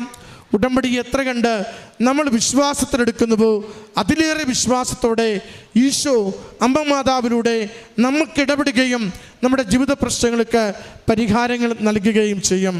എത്ര അടുക്കാനാവാത്ത കുരുക്കും എത്ര പരിശ്രമിച്ച് പരാജയപ്പെട്ട വിഷയവും അമ്മ ഏറ്റെടുത്ത് നമുക്ക് വേണ്ടി നീതിയും ന്യായവും കൃപയുമുള്ള ജീവിതത്തിലേക്ക് നമ്മളെ നയിക്കുവാൻ പറ്റും വിധം അനുഗ്രഹിച്ചു കൊണ്ടിരിക്കും. അതിന് ഈ കുടുംബത്തിന് ലഭിച്ച അനുഗ്രഹങ്ങളെ ഓർത്ത് അമ്മ മാതാവിനും തിരുക്കുമാരനും നന്ദി പറഞ്ഞുകൊണ്ട് കരങ്ങളടിച്ച് ഈ സാക്ഷ്യം സമർപ്പിക്കാം. ഹായ്ക്കും സ്തുതിയായിരിക്കട്ടെ. എൻ്റെ പേര് സ്റ്റെഫി. ഞാൻ പെരുമ്പാവൂർ നിന്നാണ് വരുന്നത്. ആദ്യമേ തന്നെ അമ്മ മാതാവ് പ്രത്യക്ഷപ്പെട്ട ഈ അൽത്താരയിൽ വന്ന് ഒരിക്കൽ കൂടി സാക്ഷ്യം പറയാൻ സാധിച്ചതിനെ ഓർത്ത് ഞാൻ അമ്മ മാതാവിനോടും തിരുക്കുമാരനോടും നന്ദി പറയുന്നു. ഞാനൊരു നേഴ്സാണ്. എനിക്ക് ഇവിടെ വന്ന് പ്രാർത്ഥിച്ചതിൻ്റെ ഫലമായി OET പാസ്സായി. വളരെയേറെ ആഗ്രഹത്തോടെ ഞാൻ ന്യൂസിലാൻഡ് പ്രോസസ്സിംഗ് സ്റ്റാർട്ട് ചെയ്തു. ഒത്തിരി ഏജൻസികളെ സമീപിച്ച് 6 മാസം കൊണ്ട് പോകാൻ സാധിക്കുമെന്ന് പറഞ്ഞ് പൈസയൊക്കെ റെഡിയാക്കി സ്റ്റാർട്ട് ചെയ്തെങ്കിലും ഭയങ്കര തടസ്സങ്ങളും ഡിലേ ആയിരുന്നു. 6 മാസം എന്നുള്ളത് ഒത്തിരി മാസങ്ങൾ കടന്നുപോയി. എൻ്റെ സമയമൊക്കെ ആയപ്പോഴേക്കും ഓരോന്നിൻ്റെയും ടൈം ഫ്രെയിം അവർ മാറ്റി. CGFNS വെരിഫിക്കേഷനൊക്കെ 1 മന്ത് കൊണ്ട് കിട്ടേണ്ടത് 3 മന്ത് ആക്കി. ഡിസിഷൻ ലെറ്റർ 3 മാസം കൊണ്ട് കിട്ടേണ്ടത് 6 മാസമായിട്ടും കിട്ടുന്നില്ല. അങ്ങനെ ഒത്തിരി ഡിലേ വന്നു. പിന്നെ കോമ്പറ്റൻസി അവിടെ ചെന്നിട്ടൊരു എക്സാം പാസ്സാവണേ, അപ്പോൾ അതിൻ്റെ അഡ്മിഷൻ എടുക്കണം. അതിൻ്റെ അഡ്മിഷനും കിട്ടാണ്ട് ഞങ്ങൾ ഒത്തിരി വിഷമിച്ചു. അപ്പം ദൈവം, ഇത് എൻ്റെ തീരുമാനം തെറ്റിപ്പോയോ, ഞാൻ ന്യൂസിലാൻഡ് ദൈവത്തിന് ഇഷ്ടപ്പെട്ടില്ല. ഞാൻ എപ്പോഴും പ്രാർത്ഥിക്കാറുണ്ട്, എന്തെങ്കിലും ഒരു തടസ്സം ഉണ്ടെങ്കിൽ അത് നീ എനിക്ക് മാറ്റി തന്ന് നിൻ്റെ തീരുമാനത്തിലേക്ക് ആക്കി തരേണ്ടതെന്ന് ഞാൻ എപ്പോഴും പ്രാർത്ഥിക്കാറുണ്ട്. അപ്പോൾ ആ സമയത്തൊക്കെ എനിക്ക് ധൈര്യമായത് ഉടമ്പടിയാണ്. ഞാൻ ഓരോ തവണ വന്ന് പുതുക്കുമ്പോഴൊക്കെ ഞാൻ അന്ന് യോഗം വെച്ച് പ്രാർത്ഥിക്കും. തൊട്ടടുത്ത് തന്നെ എന്താണോ തടസ്സം, ആ തടസ്സം മാറി അടുത്ത സ്റ്റെപ്പിലോട്ട് പോകും. അപ്പോൾ ഞാൻ ധൈര്യമായിട്ട് ഇങ്ങനെ മുന്നോട്ട് പോകും. ഇത് തന്നെയാണ് ഞാനപ്പോൾ ഞാൻ ഓരോ സമയം മുന്നോട്ട് പോയി. പ്രേക്ഷിത പ്രവർത്തനങ്ങളും കാരുണ്യ പ്രവർത്തനങ്ങളിലൊക്കെ ആ സമയത്ത് നല്ലോണം ഏർപ്പെട്ടായിരുന്നു. അമ്മയുടെ കൂടെ അഗതി മന്ദിരങ്ങളിൽ പോയി ഞായറാഴ്ചകളിൽ അമ്മമാരെ കുളിപ്പിക്കാൻ. രാവിലെ സമയം നല്ല തിരക്കായിരിക്കുമല്ലോ, അമ്മമാരെ കുളിപ്പിക്കണം, ഭക്ഷണം കൊടുക്കണം, അവിടേക്ക് ഒന്ന് അടിച്ച് വൃത്തിയാക്കണം. അങ്ങനെ ആ സമയത്ത് ഹെൽപ്പിങ്ങിന് വേണ്ടി ആ പ്രദേശത്തുള്ള അവരെയൊക്കെ ഒന്ന് സമീപിക്കുമായിരുന്നു സിസ്റ്റേഴ്സ്. അപ്പോൾ അങ്ങനെ ഞാൻ അമ്മയുടെ കൂടെ എന്നെക്കൊണ്ട് പറ്റുന്ന ദിവസങ്ങളിൽ ഞാൻ വീട്ടിൽ പോകുമ്പോൾ ഞായറാഴ്ചകളിൽ എപ്പോഴും ഞാൻ അമ്മയുടെ കൂടെ പോകുമായിരുന്നു. അല്ലാണ്ട് ഫാമിലി ആയിട്ട് ഓർഫനേജ് വിസിറ്റ് ചെയ്ത് അവർക്ക് വേണ്ട സഹായം അങ്ങനെയൊക്കെ ചെയ്തു കൊടുക്കും. അപ്പം നമുക്കതൊക്കെ ഒരു ധൈര്യമായിരുന്നു. അങ്ങനെ 6 മാസം എന്നുള്ളത് 1.5 വർഷം എടുത്തിട്ടാണ് എൻ്റെ ന്യൂസിലാൻഡ് പ്രോസസ്സിംഗ് കംപ്ലീറ്റ് ആയത്. ദൈവം സഹായിച്ച് എനിക്ക് പോകാൻ പറ്റി. ഞാൻ അവിടെ വന്ന് സാക്ഷ്യം പറയുമ്പോൾ സിസ്റ്റർ പറഞ്ഞു, ജോലിയായിട്ട് വരും നീ, അപ്പോൾ വന്ന് സാക്ഷ്യം പറഞ്ഞാൽ മതിയെന്ന്. നമുക്ക് ന്യൂസിലാൻഡിൽ പോകുമ്പോൾ ജോലിയായിട്ടല്ല പോകുന്നത്, അവിടെ ചെന്ന് പരീക്ഷ പാസ്സായി നമുക്ക് രജിസ്ട്രേഷൻ കിട്ടി, പിന്നെയാണ് നമുക്ക് ജോലി കിട്ടുന്നത്. ഞാൻ അവിടെ ചെന്ന് ധൈര്യത്തോടെ പോയി. നേർച്ച വസ്തുക്കൾ ഞാൻ എൻ്റെ കൂടെ കയ്യിൽ കൊണ്ടുപോയായിരുന്നു. 2 അറ്റംപ്റ്റാണ് നമുക്കുള്ളത്, തിയറിയും പ്രാക്ടിക്കലും. ഞാൻ ഫസ്റ്റ് അറ്റംപ്റ്റിൽ തന്നെ കിട്ടണേ മാതാവേ, കാരണം ഒത്തിരി പൈസ പോയി. ഇനി അപ്പം തന്നെ ഇത് മാറിയായിരുന്നു സാഹചര്യങ്ങൾ. ഒത്തിരി പേര് ജോലി കിട്ടാണ്ട് തിരിച്ച് നാട്ടിലോട്ട് വന്നുകൊണ്ടിരിക്കുന്ന സമയമായിരുന്നു. പക്ഷെ നമുക്ക് രണ്ടാമത് ചിന്തിക്കാനൊരു അവസരം, കാരണം പൈസ ഇത്രയും ഇൻവെസ്റ്റ് ചെയ്തു, സമയം എത്രയും പോയി. അതുകൊണ്ട് ഞാൻ രണ്ടും കൽപ്പിച്ച് മാതാവിന് ഉടമ്പടി പുതുക്കി, മാതാവ് നീ എൻ്റെ കൂടെ വന്നോളൂ എന്ന് പറഞ്ഞാണ് ഞാൻ ന്യൂസിലാൻഡിലേക്ക് പോയത്. അപ്പോൾ ആദ്യത്തെ അറ്റംപ്റ്റിൽ തന്നെ എനിക്ക് തിയറിയും പ്രാക്ടിക്കലും പാസ്സാകാൻ പറ്റി. ഞാൻ ലാംഗ്വേജൊക്കെ ബുദ്ധിമുട്ടായതുകൊണ്ട് ചെവിയിലും നാവിലൊക്കെ തൈലം പ്രാർത്ഥിച്ച് വിശ്വാസ പ്രമാണം ചൊല്ലി കയ്യിൽ കാശ് രൂപയൊക്കെ വെച്ച് ഞാൻ അത് പരീക്ഷ ഫസ്റ്റ് അറ്റംപ്റ്റിൽ തന്നെ കിട്ടി. ന്യൂസിലാൻഡ് രജിസ്ട്രേഷൻ കിട്ടി. പിന്നെ അടുത്ത നമുക്ക് ജോലിക്കുള്ളതാണല്ലോ. ഞാൻ അതും നിയോഗം വെച്ചിട്ടാണ് ഞാൻ പോയിരുന്നത്. 1 മാസമായി 2 മാസമായി ഡെയിലി എത്രയോ ആപ്ലിക്കേഷൻ കൊടുത്താൽ നമുക്കൊരു കണക്കില്ല. അത്രയും ആപ്ലിക്കേഷൻസ് ഡെയിലി അയക്കും, രാവിലെ മെയിൽ ചെക്ക് ചെയ്യും, എല്ലാം റിജക്ഷൻ. കൂടെ ഉണ്ടവരൊക്കെ നാട്ടിലോട്ട് തിരിച്ചു പോയി. ഞാനിപ്പോൾ എനിക്കൊരു ഫാമിലിനെ കിട്ടിയായിരുന്നു. അവരെന്നെ വളരെ സഹായിച്ചു, അവിടെ നിൽക്കാനും പൈസ ഇല്ലാണ്ട് നിൽക്കാനും അല്ലാണ്ട് സപ്പോർട്ട് ചെയ്യാനും എല്ലാവിധ വൈഫൈയും കാര്യങ്ങളൊക്കെ തന്ന് നീ നിൻ്റെ ഇഷ്ടം പോലെ നീ ഞങ്ങളുണ്ട് കൂടെ എന്നുള്ള രീതിയിൽ. അപ്പോൾ അതൊക്കെ കർത്താവ് എനിക്ക് ഒരുക്കി തന്നതാണ്. കാരണം എല്ലാവരും വിഷമിച്ച് വാടക കൊടുത്ത് നാട്ടിൽ നിന്ന് പൈസ അയച്ച് അവിടെ ജീവിക്കുമ്പോൾ എനിക്ക് അത്രയും സാഹചര്യങ്ങൾ ദൈവം തന്നു. ഞാനിപ്പോൾ അവിടെ ഇരുന്ന് ശ്രമിച്ചുകൊണ്ടിരുന്നു. സെപ്റ്റംബറായി, ഒരു ജൂലൈയിൽ രജിസ്ട്രേഷൻ കിട്ടിയത് അവസാനം. ഓഗസ്റ്റ് കിട്ടിയില്ല. സെപ്റ്റംബർ ആയിട്ടും എനിക്ക് ഒറ്റ ഇൻ്റർവ്യൂ വരുന്നില്ല. ഞാൻ പിന്നെ അമ്മേനോട് പറഞ്ഞു, അമ്മ ഞാൻ തിരിച്ചു വരട്ടെ? പറഞ്ഞു ഇല്ല, ഒരു ഇൻ്റർവ്യൂ പോലും കിട്ടാണ്ട് നീ തിരിച്ചു വരില്ല, നീ പ്രാർത്ഥിക്കുക, ഞങ്ങളെല്ലാവരും പ്രാർത്ഥിക്കാമെന്ന് പറഞ്ഞു. വളരെയേറെ മാനസിക വിഷമത്തോടെയാണ് കടന്നുപോയത്. കാരണം നാട്ടിൽ നിന്ന് പൈസ അയച്ച് ഇത്രയും പൈസ കളഞ്ഞ് നമ്മൾ വളരെ സ്വപ്നം കണ്ടു പോകുമ്പോൾ തിരിച്ചു വരിക എന്നുള്ളത് നമുക്ക് ചിന്തിക്കാൻ പറ്റില്ലല്ലോ. അങ്ങനെ ഒക്ടോബർ മാസം അമ്മ ദുബായിലാണ്. അവിടെ അഖണ്ഡ ജപമാല ഇവിടെ നടക്കുമ്പോൾ മമ്മി അവിടെ പ്രയർ ഗ്രൂപ്പ് ഉണ്ട് അവർക്ക്. ആ സമയത്ത് അവിടെ ജപമാല റാലി നടത്തി. പിന്നെ അല്ലാണ്ട് എൻ്റെ ഹസ്ബൻഡ് എല്ലാവരും എനിക്ക് വേണ്ടി നിയോഗം വെച്ച് പ്രാർത്ഥിക്കുന്നുണ്ടായിരുന്നു. അങ്ങനെ ആ ഒക്ടോബർ മാസം തീരണേക്ക് മുന്നേ നിനക്കൊരു ഇൻ്റർവ്യൂ കിട്ടും, നിനക്ക് തിരിച്ച് വന്നാൽ പോലും ഇൻ്റർവ്യൂ ആയിട്ട് നീ വന്നാൽ മതി എന്നുള്ളൊരു വരുള്ളൂ എന്നുള്ള എപ്പോഴും പറയുമായിരുന്നു, ധൈര്യം തരുമായിരുന്നു. അങ്ങനെ ഒക്ടോബർ മാസം തീരണേക്ക് മുന്നേ 28-ാം തീയതി ആയപ്പോഴേക്കും അന്ന് ഉച്ചയ്ക്ക് എനിക്കൊരു മെയിൽ വന്നു, ഇന്ന് ഇൻ്റർവ്യൂ ഉണ്ട്, അറ്റൻഡ് ചെയ്യാൻ പറ്റുമെന്ന്. നമുക്ക് സാധാരണ പ്രീ ഷെഡ്യൂൾ ചെയ്ത് നമുക്ക് ഇൻ്റർവ്യൂസ് കിട്ടുന്നത്, അത് ഇന്നത്തേക്ക് തന്നെ ഇൻ്റർവ്യൂ അന്നത്തെ ദിവസം തന്നെ ഇൻ്റർവ്യൂ കിട്ടിയപ്പോൾ ഞാൻ ഒന്ന് പകച്ചു. പക്ഷെ കൈവിട്ട് കളയാൻ എനിക്ക് തോന്നിയുമില്ല. ഞാൻ പറഞ്ഞു ഞാൻ റെഡിയാണ്, ഞാൻ അറ്റൻഡ് ചെയ്തോളാം, നിനക്ക് 2 മണിക്കൂർ സമയമുണ്ട്, 2 മണിക്കൂർ കഴിയുമ്പോൾ മൈക്രോസോഫ്റ്റിൽ വന്ന് ഇൻ്റർവ്യൂ അറ്റൻഡ് ചെയ്യണമെന്ന് പറഞ്ഞ ലിങ്ക് അയച്ചു തന്നു. എനിക്ക് ആകെ 2 മണിക്കൂർ സമയം കൈ കിട്ടാവുന്ന രീതിയിലൊക്കെ ഞാൻ പ്രിപ്പയർ ചെയ്ത് മാതാവിനെ കയ്യിൽ കാശ് ദീപം മുറുകെ പിടിച്ച് ഇൻ്റർവ്യൂ അറ്റൻഡ് ചെയ്തു. വൈകുന്നേരം തന്നെ എനിക്ക് മെയിൽ വന്നു, നീ ഇൻ്റർവ്യൂവിൽ സെലക്റ്റായി, പെർഫോമൻസ് ഒക്കെ നന്നായിരുന്നു, നിങ്ങൾക്ക് വർക്ക് വിസ ഞങ്ങൾ സപ്പോർട്ട് ചെയ്യാം, വിസ പേപ്പറൊക്കെ തുടങ്ങാം എന്നുള്ള രീതിയിൽ. അപ്പം ഞാനത് വളരെ സന്തോഷത്തോടെ ഞാൻ എൻ്റെ വീട്ടുകാരെ അറിയിച്ചു. വളരെ കുറച്ച് ചുരുങ്ങിയ ആൾക്കാർക്ക് മാത്രം അറിയിച്ചു, കാരണം നമ്മുടെ വിഷമങ്ങൾ അറിയാവുന്നവർക്കാണല്ലോ നമ്മൾ ആദ്യം അറിയിക്കേണ്ടത്. അവരെ അറിയിച്ചു. അപ്പോൾ പറഞ്ഞു ഇനി ഞാൻ പോരട്ടെ, ഇനി ഇവിടെ നിന്ന പൈസ ഇനിയും ആകും, പക്ഷേ നമുക്കൊരു ധൈര്യമായിട്ട് ഓഫർ ലെറ്റർ അവർ തന്നിട്ടില്ല. ഇൻ്റർവ്യൂ സെലക്റ്റായി പേപ്പർ വർക്ക് തുടങ്ങിയെന്ന് പറഞ്ഞ് മാത്രമേ നമുക്ക് മെയിൽ വന്നിട്ടുള്ളൂ. അപ്പോൾ ഇനി എന്തായാലും അവിടെ നിൽക്കണില്ല, ഇൻ്റർവ്യൂ കിട്ടിയല്ലോ, ഒത്തിരി നന്ദി പറഞ്ഞ് ഞാൻ നാട്ടിലോട്ട് തിരിച്ചു വരാൻ തീരുമാനിച്ചു. പക്ഷെ എന്നാലും ആ ഒരു നാണക്കേട്, കാരണം ജോലി ഇല്ലാണ്ട് തിരിച്ചു വരുന്നു, ആരോടും പറയാനും പറ്റില്ല, കാരണം കയ്യിൽ ഓഫർ ലെറ്റർ ഇല്ല, നമുക്കൊരു ഉറപ്പിക്കാനും പറ്റിയിട്ടില്ല. ഞാൻ വളരെ വിഷമത്തോടെ തിരിച്ചു വന്നായിരുന്നു. വളരെ മാനസികമായി നിരാശപ്പെട്ട സമയമായിരുന്നു അതൊക്കെ. പുറത്തോട്ട് ഇറങ്ങാനും പരിപാടികളിൽ പങ്കെടുക്കാനും പള്ളിയിൽ പോകാനൊക്കെ ഒത്തിരി, കാരണം നമ്മുടെ വീട്ടുകാരുടെയൊക്കെ മുമ്പിൽ ചോദ്യങ്ങൾക്ക് ഉത്തരം കൊടുക്കുമ്പോഴുണ്ടാകുന്ന വിഷമം അത് അനുഭവിക്കുന്നവർക്കറിയാം. അപ്പോൾ അത് വളരെ വേദനാജനകമായിരുന്നു. ആ സമയത്ത് മാസങ്ങൾ കടന്നു പോണേണ്, ഉടമ്പടി പുതുക്കിക്കൊണ്ടിരിക്കുന്നുണ്ട്, കാരണം എനിക്ക് ധൈര്യം ഉടമ്പടിയാണ്. അപ്പോൾ അമ്മ പറയുന്നുണ്ട് നീ ഉടമ്പടി പുതുക്ക്. ഞാനപ്പോൾ പള്ളിയിലൊന്നും പോകാണ്ട് ഇങ്ങനെ വീട്ടിൽ തന്നെ ഇരിക്കുമ്പോൾ എൻ്റെ അമ്മാമ്മ പറയും, ദൈവം നിന്നോട് ഒരു തെറ്റും ചെയ്തിട്ടില്ല നീ ഓർക്കണം, നീ നാട്ടുകാരും വീട്ടുകാരും ബോധിപ്പിക്കാണ്ട് പുറത്തേക്ക് ഇറങ്ങുന്നുള്ള രീതിയിൽ എപ്പോഴും എന്നെ ഉപദേശിക്കുമായിരുന്നു. അപ്പോൾ ഞാൻ ഓർത്ത് ശരിയാണ്, ഉടമ്പടി പോലും ഇപ്പം ഞാൻ പിന്നോട്ട് പോയാൽ ഒരു രീതിയിൽ എനിക്ക് കയറി വരാൻ പറ്റില്ല. അപ്പം ഞാൻ ദൈവത്തെ മുറുകെ പിടിച്ച് ഉടമ്പടി പുതുക്കാൻ തീരുമാനിച്ചു. കാര്യം ഞാൻ എങ്ങനെയാണ് പ്രാർത്ഥിക്കേണ്ടതെന്ന് പോലും സംശയമായി പോയായിരുന്നു. അത് കാരണം എല്ലാം കൊണ്ടും നിരാശയും എല്ലാം താമസവും തടസ്സങ്ങളും 5 മാസമായിട്ടും ആ ഇൻ്റർവ്യൂവിൻ്റെ ഓഫർ ലെറ്റർ വന്നിട്ടില്ല, അതാരോടും പറയാനും പറ്റാത്തൊരവസ്ഥ. അങ്ങനെ ഞാൻ നിരാശപ്പെട്ടിരിക്കുന്ന സമയത്ത് ഞാൻ പിന്നെയും വന്ന് ഉടമ്പടി പുതുക്കി. നമ്മുടെ ഉടമ്പടി എന്ന് പറയുന്നത് നമ്മുടെ സാധാരണ ഒരു ദൈവവിശ്വാസി ക്രിസ്ത്യാനി ചെയ്യേണ്ട കാര്യങ്ങൾ മാത്രമേ നമുക്ക് ഉടമ്പടിയിലൂടെ ചെയ്യാവുന്ന കാര്യങ്ങളേ ഉള്ളൂ. നമ്മൾ ഉടമ്പടി ഞാൻ വിട്ട് കളഞ്ഞാൽ എന്നെ സംബന്ധിച്ച് ഞാനത് പുറകോട്ട് പോകും, ഉള്ളതുപോലെ ഇല്ലാണ്ടായി പോകുമെന്ന് ഞാൻ ഭയപ്പെട്ടായിരുന്നു. അപ്പം ഞാനത് ഇല്ല, ഞാൻ ഉടമ്പടി പുതുക്കാൻ പോവാണ്, എനിക്ക് പറ്റുന്ന പോലെ ഒക്കെ മുന്നോട്ട് കൊണ്ടുപോകണം എന്നുള്ള വിശ്വാസത്തിൽ ഞാൻ ഉടമ്പടി പുതുക്കി. അപ്പോൾ അന്ന് എനിക്ക് മാതാവിനെയും കിട്ടിയത്. മാതാവിനെ കിട്ടി ഞാൻ ഇവിടെ വന്നിങ്ങനെ ലൈൻ നിന്ന് പ്രാർത്ഥിച്ച് നിയോഗം ഇടാൻ വേണ്ടി ലൈൻ നിന്നപ്പോഴേക്കും വേറൊരു സാക്ഷ്യം ഒരു കുട്ടി ഇവിടെ പറയുന്നുണ്ടായിരുന്നു. ആ കുട്ടിക്ക് ഇതുപോലെ ഇൻ്റർവ്യൂ കഴിഞ്ഞിട്ട് ഒന്നും പ്രോഗ്രസ് ആവുന്നില്ല. പിന്നെ വേറെ സെക്കൻഡ് ഇൻ്റർവ്യൂ വന്നു, അത് ഫാസ്റ്റായിട്ട് നടന്നു. അവിടെ വന്ന് സാക്ഷ്യം പറഞ്ഞ് അങ്ങനെ ആ കുട്ടി പറയുന്നുണ്ടായിരുന്നു. അതെന്നെ വളരെ സ്ട്രൈക്ക് ചെയ്തു. ഞാൻ പറഞ്ഞു ഞാൻ ഇത് വെച്ചുകൊണ്ടിരുന്ന ചിലപ്പോൾ ഇതുപോലും ഇല്ലെങ്കിൽ എൻ്റെ കയ്യിൽ ഒന്നുമില്ല. പിന്നെ ഞാൻ ഒന്നും കൂടി അപ്ലൈ ചെയ്യാൻ തുടങ്ങി. ഞാൻ പിന്നെയും ജോലിക്ക് അപ്ലൈ ചെയ്തു. ആ ഉടമ്പടി പുതുക്കി, അതായത് 7ാമത് ഉടമ്പടി പുതുക്കി ഞാൻ ഇവിടുന്ന് പോയിട്ട് പിന്നെ അപ്ലൈ ചെയ്യാൻ തുടങ്ങിയിട്ട് എനിക്കൊരു ഇൻ്റർവ്യൂ വന്നു. പക്ഷെ അതെന്ന് പറയുന്നത് ഭയങ്കര ഫാസ്റ്റായിട്ട് ഇൻ്റർവ്യൂ കഴിയുന്നു, റിസൾട്ട് വരുന്നു, പേപ്പേഴ്സ് എന്നോട് ആവശ്യപ്പെടുന്നു, പേപ്പേഴ്സ് കൊടുത്തു, എല്ലാം ഫാസ്റ്റായിട്ട്. 5 മാസം 6 മാസമായിട്ടും ഓഫർ ലെറ്റർ തരാത്ത മറ്റേ ഇൻ്റർവ്യൂ ഇത് 1 മാസത്തിനുള്ളിൽ എല്ലാം കഴിഞ്ഞ് എൻ്റെ കയ്യിൽ ഓഫർ ലെറ്റർ തന്നു.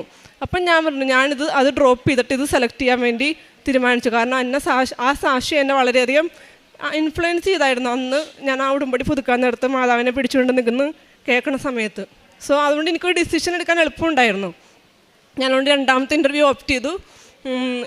വിസ കിട്ടു. 90 ദിവസം മിനിമം ഓസ്ട്രേലിയയുടെ വർക്ക് വിസ എടുക്കും എന്നാണ് പറഞ്ഞത്. അതിനിടയ്ക്കൊരു കാര്യം, ന്യൂസിലാൻഡിൻ്റെ രജിസ്ട്രേഷൻ എടുത്തവർക്ക് ഓസ്ട്രേലിയയുടെ രജിസ്ട്രേഷൻ എടുത്ത് 2 രാജ്യത്തേക്കും കൂടി ജോലിക്ക് അപ്ലൈ ചെയ്യാം. എനിക്ക് വന്ന ഇൻ്റർവ്യൂസൊക്കെ ഓസ്ട്രേലിയയുടെയാണ്. അപ്പോൾ ഓസ്ട്രേലിയയുടെ ഇൻ്റർവ്യൂസ് രണ്ടാമത് വന്നത്, അത് ഞാൻ ചൂസ് ചെയ്തു. മിനിമം 90 ദിവസമാണ് വർക്ക് വിസയ്ക്ക് എടുക്കുന്നത്. അത് എനിക്ക് 85 ദിവസം എടുത്തുള്ളൂ. വേറൊരു എൻക്വയറിയോ അല്ലെങ്കിൽ അഡീഷണൽ പേപ്പറോ ക്ലാരിഫിക്കേഷനോ ഒന്നും അവരുടെ ഭാഗത്തുനിന്ന് ഉണ്ടായില്ല. എനിക്ക് വിസ വന്നു. ഇപ്പോൾ ജോയിനിങ് ഡേറ്റ് കിട്ടി. അടുത്ത മാസം 13-ാം തീയതി എനിക്ക് ജോയിൻ ചെയ്യണം. എന്നോട് ടിക്കറ്റ് എടുത്തോളാൻ പറഞ്ഞു. ഞാൻ വളരെ ദൈവത്തിനോട് കടപ്പെട്ടിരിക്കുന്നു. അമ്മ മാതാവിനോട്, ഈശോയ്ക്ക് ഞാൻ ഒരുപാട് നന്ദി പറയുന്നു. കാരണം വർഷം ഇപ്പം ചുരുങ്ങിയത് 2.5 വർഷം കഴിഞ്ഞു. ഇപ്പം ഞാൻ ഈ പേപ്പർ വർക്കിൻ്റെ ഇതിൽ ഓസ്ട്രേലിയയിലേക്ക് നമുക്ക് OET കാർഡ് 3 വർഷം ഉപയോഗിക്കാം. അപ്പോൾ ഞാൻ മാതാവിനോട് എപ്പോഴും പറയുന്നു, നീ എനിക്ക് തന്ന വിജയമാണ്. ഈ കാർഡ് വെറുതെ ആയി, ഈ OET സ്കോർ വെറുതെ ആയി പോകാൻ പാടില്ല. എനിക്ക് എങ്ങനെയെങ്കിലും ദൈവത്തിൻ്റെ അടുത്ത് വന്ന് മഹത്വപ്പെടുത്തണം, അതിനിടയാക്കണമെന്ന് ഞാൻ എപ്പോഴും പ്രാർത്ഥിക്കുമായിരുന്നു. ഇപ്പം നവംബറിലാണ് എൻ്റെ ആ 3 വർഷം OET എക്സ്പയറി ആവുള്ളൂ. അതിനുള്ളിൽ എനിക്ക് ഈ ജോലി തന്നു. അതെനിക്ക് ഉപയോഗിക്കാൻ സാധിച്ചു. വീണ്ടും ഇവിടെ വന്ന് ദൈവത്തിനും മാതാവിനും മഹത്വപ്പെടുത്താൻ സാധിച്ചു. സോ അതിന് വളരെയേറെ ഞാൻ ഈശോയ്ക്കും മാതാവിനും നന്ദി പറയുന്നു. കാരുണ്യ പ്രവർത്തികളായിട്ട് ഈ തിരിച്ചു വന്ന സമയത്തൊക്കെ ഞാൻ ഒത്തിരി ഡൗൺ ആയിരുന്നു. എനിക്ക് പ്രേക്ഷിത പത്രങ്ങൾ ഞാൻ സമൂഹത്തിൽ എനിക്ക് കൊടുക്കുമായിരുന്നു, ഗവൺമെൻറ് ആശുപത്രിയിലൊക്കെ കൊടുക്കുമായിരുന്നു. അല്ലാണ്ട് കാരുണ്യ പ്രവർത്തിയിലേക്ക് എനിക്കങ്ങനെ ഏർപ്പെടാൻ പറ്റുന്നുണ്ടായില്ല. കാരണം നമുക്ക് ആ ഒരു മാനസികാവസ്ഥയിൽ. പക്ഷേ എൻ്റെ മാനസികാവസ്ഥ അറിയാവുന്ന എന്നെപ്പോലുള്ളവരുണ്ടല്ലോ, ഇപ്പോൾ ഞങ്ങൾ ഒത്തിരി ഫാമിലി അല്ല നേഴ്സുമാരുടെ ഗ്രൂപ്പുകളൊക്കെ ഉണ്ടാവും. അപ്പോൾ അവരിതുപോലെ ജോലി കിട്ടാത്തവരും ഇൻ്റർവ്യൂസ് റെഡിയാവാത്തവരും CV ശരിയാവാത്തവരൊക്കെ ഒത്തിരി എൻക്വയറീസൊക്കെ ചോദിക്കുമ്പോൾ എന്നെക്കൊണ്ടാവുന്ന പോലെ ഞാൻ അവരെ ഹെൽപ്പ് ചെയ്യും. അവരുടെ ചോദ്യങ്ങൾക്ക് ഉത്തരം കൊടുക്കും. അവരുടെ ഡിപ്പാർട്ട്മെൻറ്റിനനുസരിച്ച് വേക്കൻസി എന്തെങ്കിലും കാണുമ്പോൾ ഞാൻ സ്ട്രൈക്ക് ചെയ്യുമ്പോൾ അത് അവർക്ക് അയച്ചു കൊടുക്കും.